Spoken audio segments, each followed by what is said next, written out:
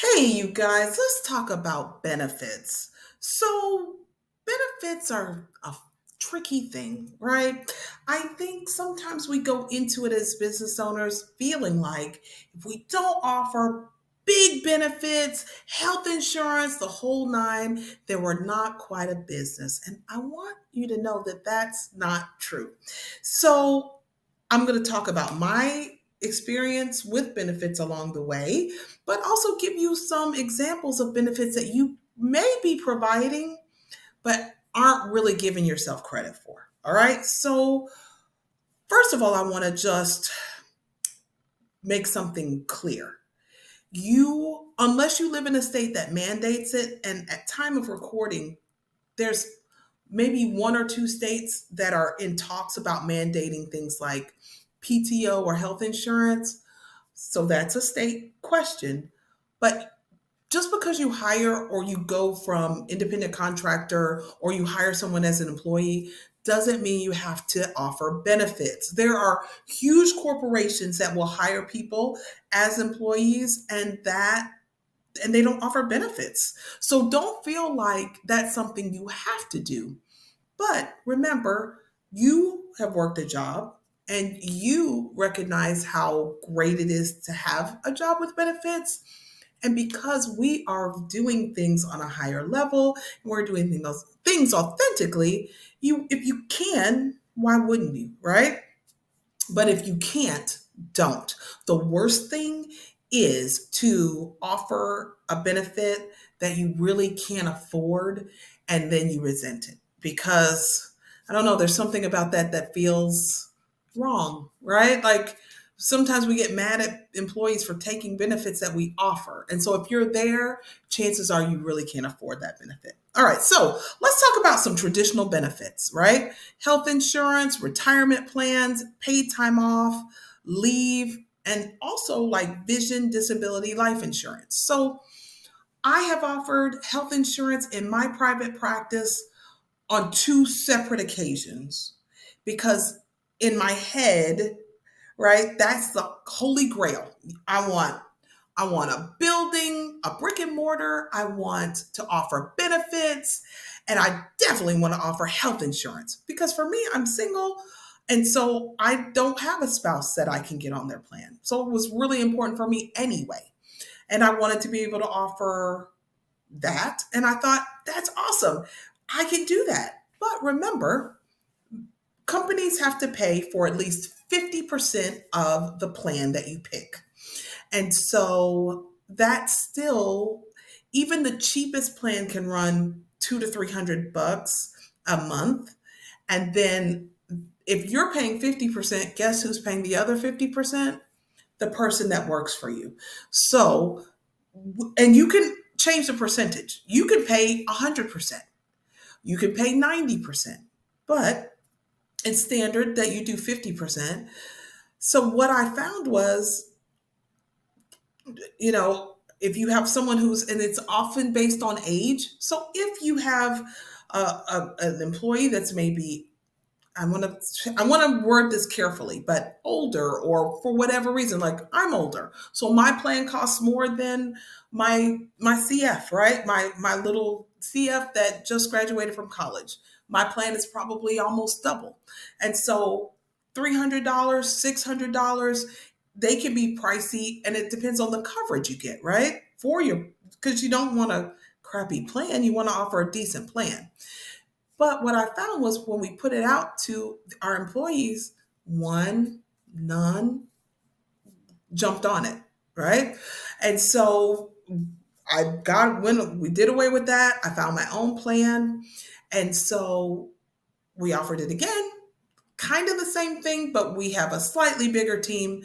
And so more people signed on, but I would say maybe 20% of our employees have insurance. So don't get yourself all in a tizzy about insurance.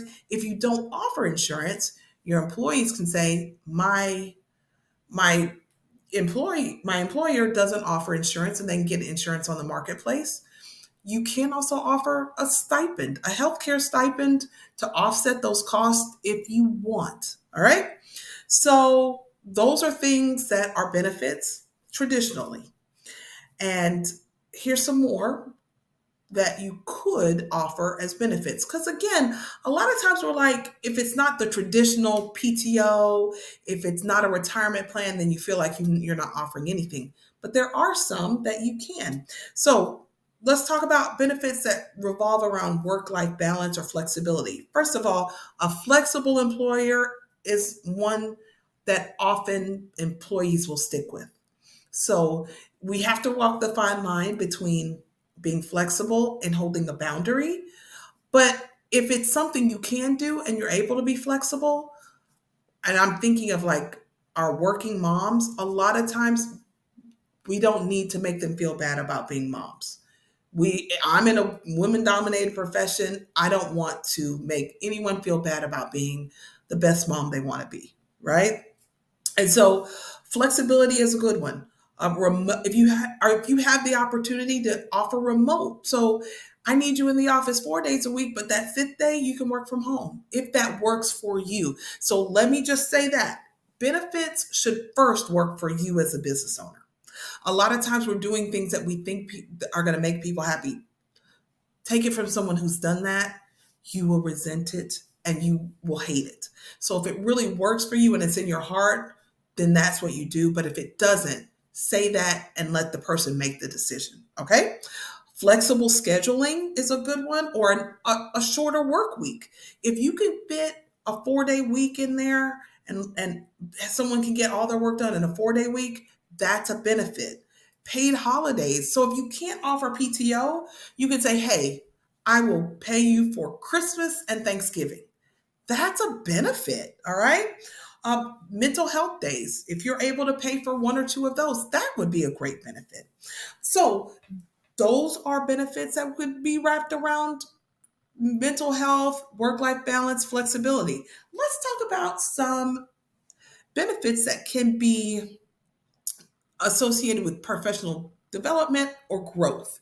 And so, tuition reimbursement, that's always a good one. No one's saying you have to pay for someone's degree. But if you want to say, hey, I see that you're going to graduate school, we'd like to pay $250, or we'd like to pay for one credit hour. You can start as low as that. And a person can be very grateful because you thought about not only what they're doing for you, but you're thinking about their growth. Along those lines, paying for continuing ed, licensing, that's a great benefit.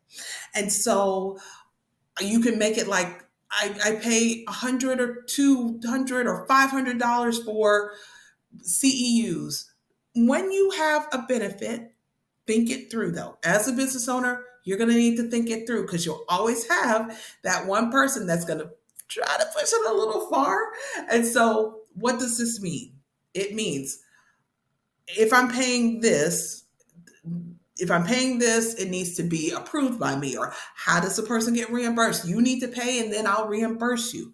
I highly recommend if you're sending someone out of in your company out for training, for those specialized trainings.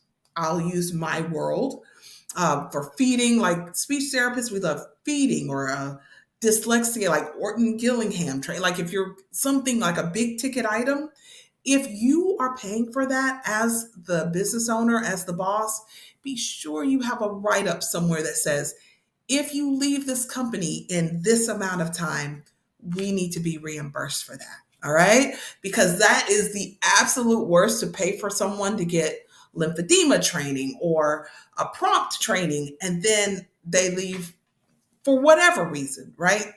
A month later. So you just want to be sure that even if there's no talk of that, even if you guys are holding hands and skipping through the valleys, the mountains and the valleys together, still have that write up, because you want to just be sure if there's a separation, you're not mad and they're not mad. Mad is not the worst thing, but not being clear about your expectations if there's a separation is bad. Okay? All right. So also offer mentorship, coaching, like Don't be afraid to pour into your team. That is a benefit. All right, let's talk about some other benefits that might be awesome and might be appropriate for you to offer.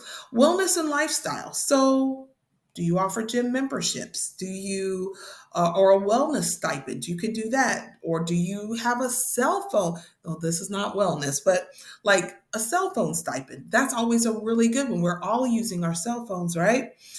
Or are you going to partner with a gym? Or if you're a small business and you know someone who's owns a gym, hey, offer that as a perk. I'll pay for your gym membership, or I'll give you this stipend. Stipends are really good because you're not on the hook for all of it, but what you do will help what they're trying to do.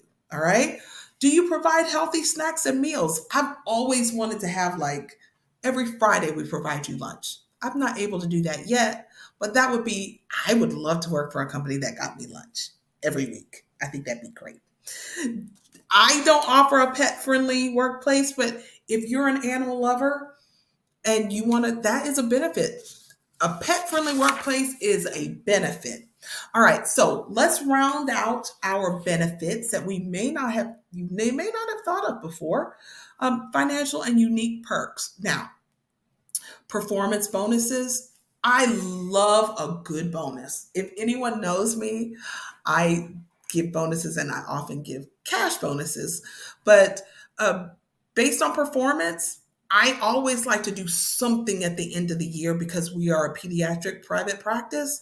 And so, do we do a big dinner? Do you do like a cheesy award ceremony? Do you get everybody gift cards every now and then? Or you get this gift card for this. I used to do that when I would run numbers and say, "Oh my gosh, you're working so hard. Thank you." Um, if you're there and you can offer equity or stock options in your company, hey, do that. Commuter benefits, are you paying? Do you pay mileage? That would be a great benefit. Also, one that I've thought of, not been able to do it yet, but would love, like at our office, we have a daycare next door. I think it would be great if we could partner with that daycare and we could say, hey, we'll take care of your daycare for your kids. That's one of the benefits. I think that would be awesome. It would just kind of just be something awesome to do. And then company retreats or team events, that's always another benefit that not all people are doing. My accountant takes his whole staff to lunch at our local favorite Mexican restaurant every single Friday. And I love that. I think it's great. So if any of these benefits have stuck out to you, or if there's something that I didn't mention that you are doing in your private practice, feel free to share because you want your team to feel appreciated and loved and all of those things, but you also want to do it in a way that is true to who you are as a business owner and also will not break the bank all the time, right? Because you can offer all the benefits in the world. The right person for you will be the right person for you. But there's nothing wrong by saying thank you. All right. So I hope this was helpful.